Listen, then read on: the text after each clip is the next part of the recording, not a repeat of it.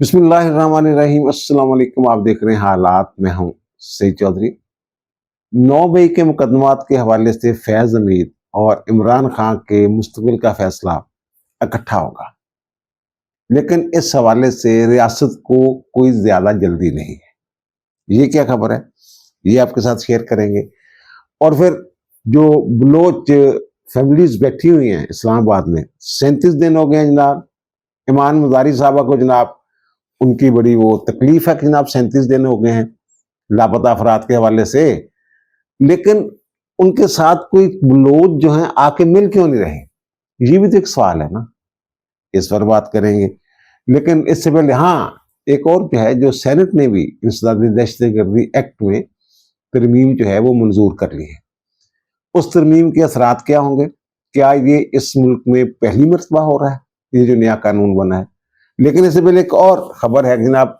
Auditor general Pakistan की एक report है, ऑर्डर रिपोर्ट है, वो ये है कि जनाब जो मोबिलिंक वाले हैं, मोबाइल कंपनी जो है, इसने जनाब 6 अरब 58 करोड़ 30 लाख रुपए 1 साल के दौरान सार्फिन से जायद वसूल किए, 2 नंबरी करके। 2023-24 की ये रिपोर्ट है और उसमें उन्होंने कहा कि जनाब जो पीटीए ने टेलीकम्युनिकेशन अथॉरिटी, जिसके सरबराह एक जर्नैल साहब है, हाजिर सर्विस वर्दी में नजर आते हैं, बारिश हैं बड़े, तो वो जनाब जायद चार्जेस इन्होंने वसूल किए हैं। अच्छा, पीटीए ने एक और इजाजत दी हुई है इसको, मोबिलिंक को, कि जनाब वो हर 3 माह बाद 15% इजाफा कर सकती है अपनी कीमतों में, निरखों में। ये पता नहीं कहाँ से इतनी रायत कैसे मिल जाती है। जाहिर है जो कंपनी जो है वो 6 अरब 58 करोड़ रुपए सालाना अजाफी कमाती है, असल से हट के। असल पता नहीं कितना कमा रहे हो, बड़ी पुरानी बात है। तो एक साहब ने मुझे बताया, मुशर्रफ का दौर था, तो उन्होंने मुझे बताया जनाब, मैंने कहा यार फलां बंदा जो सुना पीटीए के चेयरमैन, वो कहता वो उसकी औकात नहीं है। मैंने कहा क्यों? उसने कहा जनाब 3 अरब रुपए सर, 3 अरब रुपए कीमत लग चुकी हुई है सौदे की, पीटीए के चेयरमैन की। तो ये जनाब इस तरीके से। और वो जो ऑडिट रिपोर्ट है वो जो कहती है, जो डिपार्टमेंटल अकाउंट्स कमेटी है उसको जनाब हमने ये, उसने ये हदायत की पीटीए को कि जनाब ये जो इनको निरखों का रिकॉर्ड वगैरह है ना, वो सारा जो है वो हमें दिया जाए, लेकिन उन्होंने नहीं दिया। अब वो कहते हैं, उन्होंने सिफारिश की ऑडिट रिपोर्ट में जनाब इस मामले की इंक्वायरी किए जाए, जुम्मेदार अफराद का तयन किया जाए और मुस्तकिल में ताकि जो सार्फिन है उनका जो तहफ़्फ़ुज़ है उसको यकीनी बनाया जाए। यार ये सिर्फ पीटीए जुम्मेदार नहीं है इसकी, और भी कई एक अदारे हैं। कंपटीशन कमीशन कहाँ पे है? ये शुरू में जब ये सिम वाले फोन आए थे, या ये सिम वाला सिस्टम आया था, तो उस वक्त 2 कंपनियां थी। एक ये मोबिलिंक थी, एक और कंपनी थी, वो बाद में पता नहीं कहाँ चली गई। वो मेरे ख्याल इन्हीं के साथ जो है मर्जर हो गया था उसका। फिर उसके बाद यूफोन आया, यूफोन और इनका कुछ अरसा जो है वो कंपटीशन रहा। फिर आए जनाब टेलीनॉर वाले। टेलीनॉर वाले कोई शरीफ सी कंपनी थी, तो पहले तो इन्होंने उनको डिस्टर्ब किया कि अगर जनाब टेलीनॉर से टेलीनॉर पे आप फोन मिलाते हैं, वो कहते हैं शीशे जैसी आवाज, इस तरह की एडवर्टाइजमेंट उन्होंने शुरू की थी। तो वो जनाब अगर टेलीनॉर से टेलीनॉर मिलाते थे तो फौरन मिल जाता था, लेकिन अगर मोबिलिंक को मिलाते थे तो जनाब वो 4 5 6 ट्राइयां करनी पड़ती थी। और मोबिलिंक जो था उस वक्त भी वो सबसे बड़ा नेटवर्क था। तो वो जनाब फिर उन्होंने ये किया, कोई माहदा हुआ या क्या हुआ, फिर वो जनाब दूर दराज इलाकों में बेचारे टेलीनॉर वाले निकल गए। तो अब उसके बाद आया भारत। भारत बड़े जारहाना अंदाज में आए, भारत वाले खुले पैसे लाए उन्होंने, और फिर वो मोबिलिंक के करीब करीब पहुंच गए। इनका आपस में कंपटीशन था, लेकिन जैसे इन्होंने पहले एक कंपनी जो है उसका मर्जर हो गया था, बाद में इन्होंने भारत को भी खरीद लिया। तो मुसाबती कमीशन कहां था? अब यूफोन वाले जो हैं उन्होंने टेलीनॉर खरीद लिया, तो अब 2 कंपनियां रह गई हैं। अब जो मोबिलिंक वाले हैं वो तो, हमारे पास तो तीसरी चॉइस ही कोई नहीं है। किसी की सर्विस का ऐसी ऐसी वैसी है, पूरे मुल्क में नहीं है, और किसी की जनाब जो सर्विस है वो इस काबिल ही नहीं है कि जनाब आप वो उसका कनेक्शन लें। असल तो काम ये मुसाबती कमीशन का था। मुसाबती कमीशन वाले ना चीनी वाले जो कार्टेल बनाते हैं उसको रोक सके हैं, ना जो सीमेंट वाले हैं उनको रोक सके हैं, ना ही इनको। अगर किसी दूसरे मुल्क में जो होता है ना, किसी तरक्की याफ्ता, जिसके हम मसाले देते हैं यूरोप की, वो किसी सूरत भी दो कंपनी को इकट्ठा ना होने देते। मुझे याद है कि वो जब डियाना के साथ जो लड़का जो था, अरब जो है, बड़ी चेन है उनकी वहां स्टोर्स की, तो वो जाँ बाक हुआ था, एक्सीडेंट में इंतकाल हो गया था उसका। तो उसकी और एक और चेन थी वहां पे इंग्लैंड में, वो आपस में मर्जर चाह रहे थे, जम होना चाह रहे थे एक दूसरे के साथ, लेकिन वहां के जो कंपटीशन कमीशन ने इजाजत नहीं दी। उनका नहीं, ये नहीं हो सकता। हालांकि वहां और बड़ी बड़ी जो स्टोर्स की चेन्स हैं, लेकिन नहीं, उनका नहीं, ये नहीं हो सकता, ये इजारादारी हम कायम नहीं होने देंगे। मुसाफदी कमीशन जो है उसका काम ही इजारादारी रोकना है, लेकिन अब ये इजारादारी होगी हुई इनकी, और ये मनमानियां कर रहे हैं। इनकी सर्विस जो है आप भी इस्तेमाल करते होंगे, आपके सामने है कि कितनी अच्छी सर्विस है इनकी। नेट की स्पीड बताते कुछ है, निकलती कुछ है। अगर शिकायत करें तो कहते हैं ना, वो आपके घर के करीब में कोई जैमर लगा होगा, पूरे लाहौर से जैमर लग गया है यार, इन्होंने पूछना ही नहीं है। और दूसरी खबर जो है वो ये है कि जो भी मैंने जिक्र किया कि जनाब जो सेनेट है उसने दहशतगर्दी एक्ट में एक तरमीम जो कौमी असम्बली से पास हो गई थी, तो उन्होंने वो तरमीम जो है मंजूर कर ली है, और उसके तहत जो फौज और सिविल अदारे हैं वो मोतबर मालूमात और मकूल शुबा की बुनियाद पे किसी शख्स को 90 दिन तक हिरासत में रख सकते हैं, उनको ये इख्तियार मिल गया है। अच्छा, ये इस पे ज़ाहिर है ये जो शेख है, जो अगर मामूल के हालात होते हैं मुल्क के, तो फिर तो इस पे एतराज़ किया जा सकता था, इस तरमीम पे। लेकिन अब जो हालात है इस मुल्क के, तो उसके बाद मेरा ख्याल है कि जनाब इस पे एतराज़ जो है उस तरह बनता नहीं है। वैसे भी ये जो तरमीम है या जो ये इख्तियार है, ये पहली मरतबा नहीं मिला उनको। ये 2014 में एक इंसदाद दहशतगर्दी एक्ट में एक तरमीम की गई थी, 11EE, ये आप चेक कर सकते हैं। तो उसमें भी यही इख्तियार दिया गया था कि 90 दिन तक हिरासत में रख सकते हैं, लेकिन वो जो तरमीम थी वो 2 साल के लिए थी। 2016 में वो तरमीम जो थी या जो इख्तियार था वो खत्म हो गया था। अब वही तरमीम जो है वो हाल की गई है, वही इख्तियार दोबारा दिया गया, और ये कोई दायमी इख्तियार नहीं है। जैसे वो 2 साल के लिए था, ये इख्तियार 3 साल के लिए दिया गया है। और फिर उसके बाद जनाब हम आते हैं इस तरफ, जनाब 9 मई के मुकदमात और फैज हमीद साहब। अच्छा, 9 मई के मुकदमात के हवाले से ना ये पीटीए वाले बड़ी खुशफहमी का शिकार है कि आप देखें शाह महमूद कुरैशी साहब जो हैं वो अगर मौके पे मौजूद ना होने की वजह से वो बरी हो गए हैं, तो इमरान खान भी बरी हो जाएंगे। जब इमरान खान की बारी आनी है ना, उदो मामला ही कुछ और हो रहे हैं, और इमरान खान का कले का ट्रायल नहीं होना, ये मैं आपको बता दूं। वो फौजी अदालत में हो या इंसदाद दहशतगर्दी की अदालतों में ट्रायल हो, उनका और फैज हमीद का एक ट्रायल जो है वो इकट्ठा जरूर होना है। अच्छा, शाह महमूद कुरैशी साहब तो इसलिए बरी हो रहे हैं मुकदमात से कि जो शहादत बनाई गई कि जहां साजिश तैयार की गई थी, प्लानिंग की गई थी, हदायत जारी की गई थी, तो वहां तो शाह महमूद कुरैशी साहब मौजूद नहीं थे, वहां मौजूद नहीं थे। ये मामला है, मौके पे अदम मौजूदगी की वजह से नहीं हुआ। मौके पे अदम मौजूदगी बुनियाद में तो जो पंजाब में जो अहमद बच्चर साहब हैं उनको जो सजा हुई है, और अहमद चट्टे को जो सजा हुई है, वो मौके पे मौजूद थे, कोई वो भी मौके पे मौजूद नहीं थे। अमली तौर पर तो उन्होंने हिस्सा नहीं लिया था, लेकिन पीछे बैठ के कमान कर रहे थे, इसलिए उनको सजाएं हुई हैं।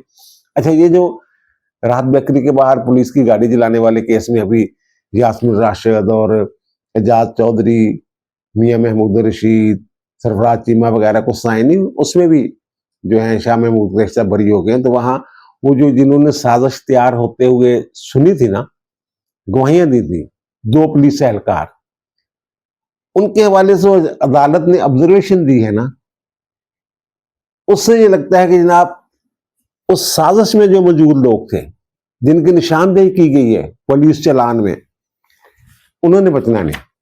अब जो अदालत है, इंसदाद दहशतगर्दी की अदालत, उसने जो ऑब्जर्वेशन दी है, उनके जनाब जो गैंग ऑफ माफियाज होते हैं ना, तो पूरी दुनिया में वो कहते हैं पुलिस वाले जो भेस बदल के उनमें शामिल हो जाते हैं। उन्होंने यही कहा था, नहीं नाम कारकुनों का बेस बदल के अंदर गए थे, फिर हमने ये सुना कि जनाब ये प्लानिंग कर रहे हैं 9 मई के हवाले से कि अगर गिरफ्तार हो गया तो फिर क्या क्या करना है, कहाँ कहाँ जाना है। अदालत ने कहा कि जैसे पूरी दुनिया में होता है उसी तरह ये लोग जो हैं, पुलिस वाले जो हैं, ये पीटीआई की लीडरशिप का अगला लाहेअमल जानने के लिए वहां बेस बदल के गए हैं और मालूमात लेके आए हैं। फिर इन्होंने इतराज किया, जनाब अगर वो उस दिन हुआ था जनाब जिस दिन की ये बात बता रहे थे, इन्होंने क्या थाने में रपट वगैरह जमा लिखवाई थी, मुतलका काम को बताया था, तो उसका भी जवाब दिया अदालत ने। उनके जनाब अंडर कवर होने के बायस मालूमात फौरी तौर पर आगे पहुंचाने के ये पाबंद नहीं थे।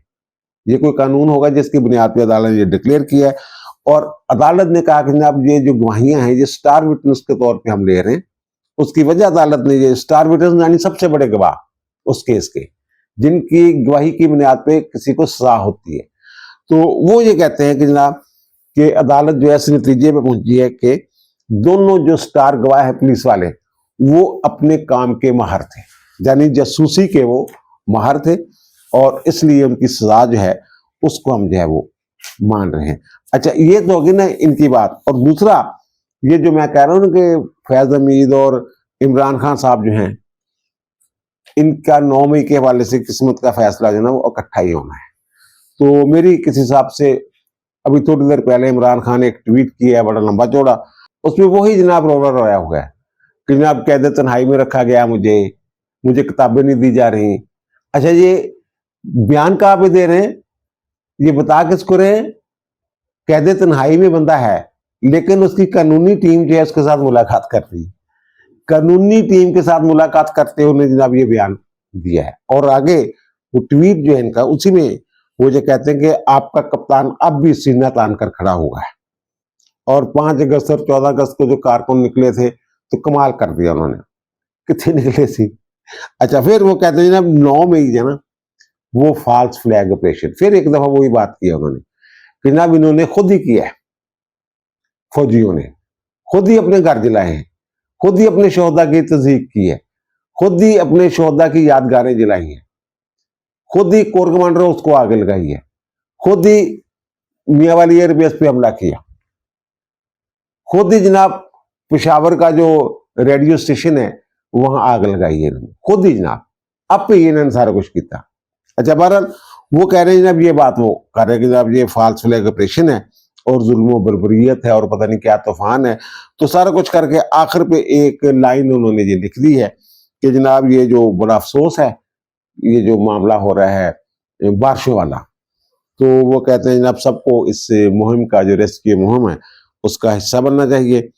और ये जनाब अपनी टीम से, तो ये मैंने किसी साहब से बात की, बाखबर आदमी से, मैंने कहा जनाब ये तो जो बुराइश साहब है, सेल बुराइश साहब, वो तो ये कह रहे हैं जनाब ये माफी मांगने वाली बातें लग रहा है कि जनाब आप माफी मंगवाना चाह रहे हैं। वो कह रहे डट के खड़ा हुआ है और 9 मई को मैं मानता ही नहीं। और आए रोज सुनते रहते हैं कि जनाब जनरल फैज हमीद जो है वो 9 मई के पीछे था, प्लानिंग उसकी थी, उसने टारगेट सेट करके दिए थे। तो उसका आपने क्या किया? तो उन्होंने ये बताया कि जो दोनों साहबान है ना, ये इकट्ठे ही जाएंगे ट्रायल में, फैज हमीद और इमरान खान। लेकिन वो कहते हैं कि इस हवाले से रियासत को कोई ज्यादा जल्दी नहीं है, तमाम शवाहद के साथ पक्का हाथ जो है ना वो डालना है। और मुझे उनकी गुफ्तगू से ये लगा कि इनका भी मिलिट्री कोर्ट में ट्रायल होगा, कोर्ट मार्शल होगा खान साहब का और फैज हमीद का इकट्ठा 9 मई के हवाले से। तो मैंने कहा अब तक 9 मई में क्या हुआ है उनके ना, पहले तो था उनकी 3 जगह इंक्वायरीज हुई है। पहले वो थे वो जो स्पेशल इन्वेस्टिगेशन वाले होते हैं उनके पास, जिन्होंने गिरफ्तार किया था, तो उन्होंने जनाब फिर वो जो टॉप सिटी वाला था मामला वो तकरीबन मुकम्मल हो चुका हुआ है। तो उसके बाद इनको ले गए जनाब जो ऑफिशियल सीक्रेट एक्ट और दूसरे मामला वगैरह थे, तो वो ISI वाले वो ले गए जनाब। अब वो कहते हैं कि जनाब ये अब एक और हसास अदारा है, मिलिट्री इंटेलिजेंस। अब वो जनाब वही जो ISI ने जिन खतूत पे इंक्वायरी की है, उन्हीं खतूत पे वो वाले जो हैं MI वाले, वो उनसे इंक्वायरी कर रहे हैं जनाब। अब वो कहते हैं कि चंद दिन पहले उन्हें MI के हवाले किया जा चुका हुआ है और वो अपनी इंक्वायरी कर रहे हैं, और उसमें जो ऑफिशियल सीक्रेट एक्ट की खिलाफ वर्जियां हुई हैं वो देखी जा रही हैं।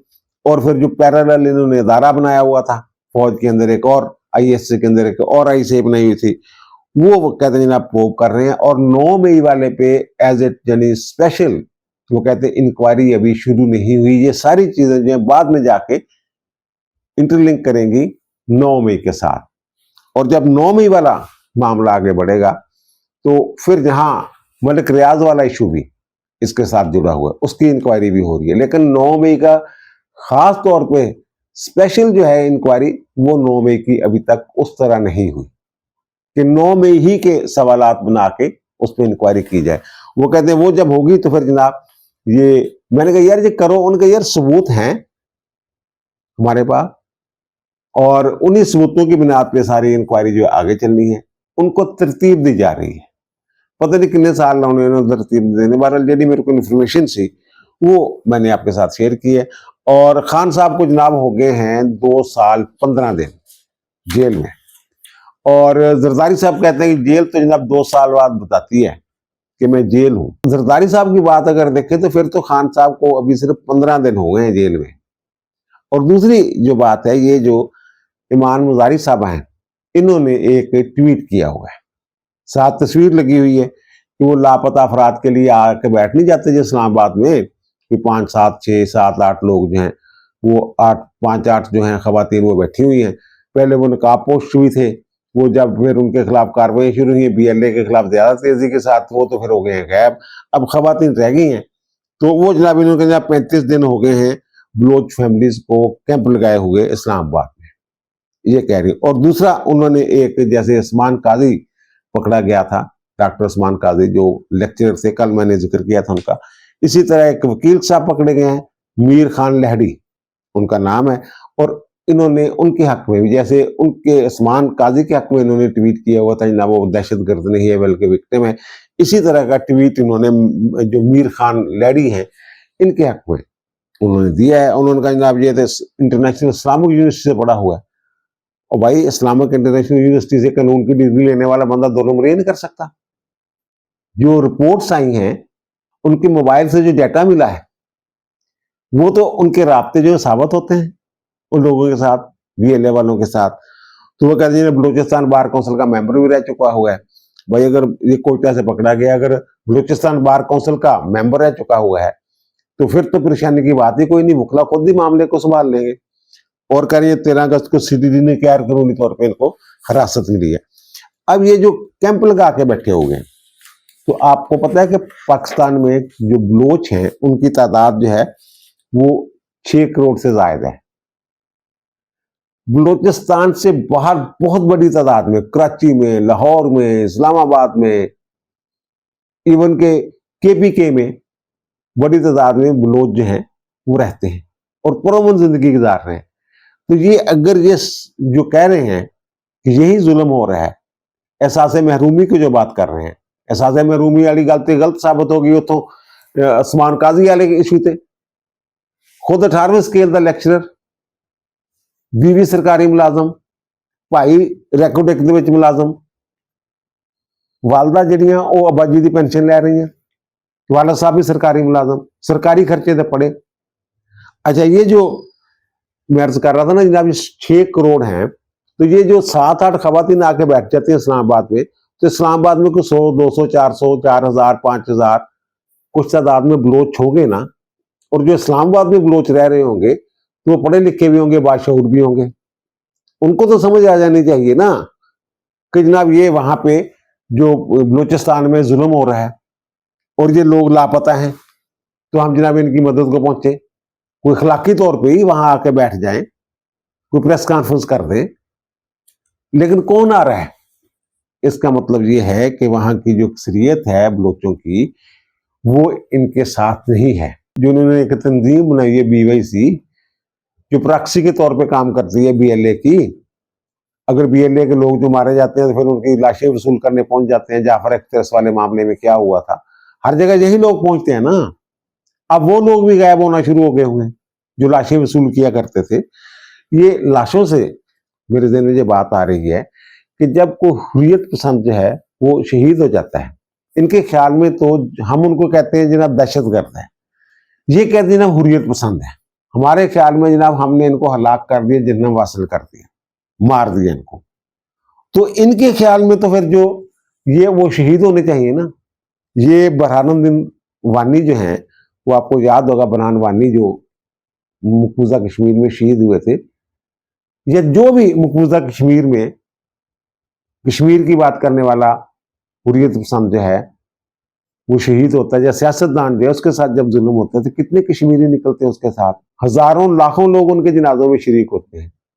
ये अगर इनको बलोचों की हिमायत हासिल है, ये वाले लोग जो हैं जो मारे जा रहे हैं BNA वगैरह के, या जिनको ये लापता कहते हैं, लापता हो गए बाद में लाश ना फेंक गए हैं वो, तो उनके जनाजों पे भी तो इसी तरह बलोच जो हैं उनको वो यकजहती के इजहार के लिए कम से कम आ जाना चाहिए, लेकिन वो उनकी तो लाशें कबूल करने वाला कोई नहीं।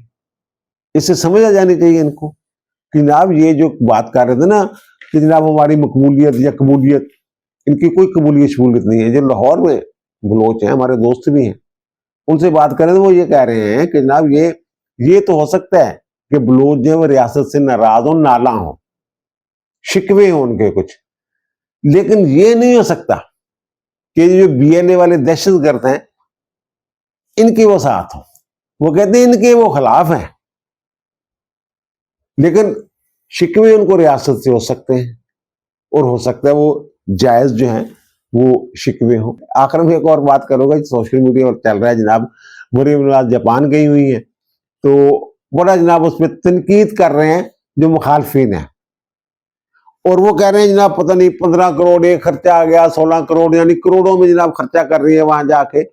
इनको ये पता नहीं कि वो सरकारी दौरे पे हैं, और जब कोई मेहमान सरकारी दौरे पे जाता है ना, ये जो जापान के सफीर हैं उन्होंने दावत दी थी इन्हें वहां जाने के लिए, अपने मुल्क में आने के लिए, तो वो उस सरकारी दौरे पे हैं। जब सरकारी दौरे पे जाते हैं तो फिर एक जनाब वो सिर्फ किराया जो टिकट है वो होता है, बाकी सारा खर्चा जो है वो तो वहां जो वहां की हुकूमत है जिसने दावत दी होती है, वो मेहमान होते हैं, उसने करना होता है। और फिर जो लोग गए हुए हैं, जाहिर है वहां अगर कोई वहां कोई करना चाहता है, बिजनेस करना चाहता है, जो कोई और मामला वहां पाकिस्तान के साथ और जापान के साथ वो अपने मामला जो है वो ठीक करना चाहते हैं बिजनेस के हवाले से या सरमायाकारी के हवाले से, अगर कोई गए हुए हैं तो वो लोग जो है वो अपने खर्चे में गए हुए हैं। ये तो जनाब जो वफद है इसमें जो है वज़ीर आला है, सीनियर वजीर है माहौलियात के हवाले से ज़ाहिर है, और एक बल्दियात के मिनिस्टर हैं, और उनके महकमों के सेक्रेटरी हैं, और शायद मेरे ख्याल जो वजीर इत्तलात हैं वो भी गई हुई है। तो ये है टोटल सरकारी वफद। यहाँ शोर मचा हुआ है, और बाबा जी जो आन गए वापस से पता लग जाएगा उधर समरात था, बाज तनकीद करियो ना, वापस से आ लेन दो उन्होंने, आन गए अगर कुछ नहीं लेके आन गए एवं सैर सपाटा होया फिर तनकीद कर लेंगे, असी भी करांगे। अब दीजिए मुझे इजाजत, इंशाअल्लाह दोबारा मुलाकात होगी नए भी इलाके के साथ। अल्लाह ताला आप पर मुझ पर हम सब पर मेहरबान रहे। अल्लाह हाफिज।